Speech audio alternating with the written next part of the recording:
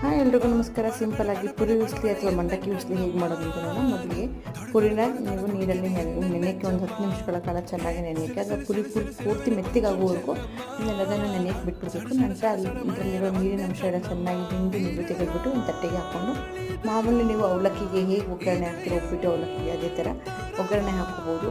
ಇದು ಬೆಳಿಗ್ಗೆ ದಿಢೀರ್ ತಿಂಡಿಗೆ ಅಥವಾ ಸಾಯಂಕಾಲನೂ ಚೆನ್ನಾಗಿರುತ್ತೆ, ಬಿಸಿ ಬಿಸಿಯಾಗಿರ್ತವೆ. ರಾತ್ರಿ ಊಟಕ್ಕೆ ಯಾವಾಗಲಾದ್ರೂ ನೀವು ಮಾಡ್ಕೋಬೋದು. ಮಕ್ಕಳಿಗೆ ದಿಢೀರಾಗಿ ಏನಾರು ಮಾಡಿಕೊಡು ಅಂತ ಕೇಳಿದಾಗಲೂ ನೀವು ಆರಾಮಾಗಿ ಇದನ್ನು 10 ನಿಮಿಷದಲ್ಲಿ ನೀವು ಇದನ್ನು ಮಾಡಿಕೊಟ್ಕೋಬೋದು.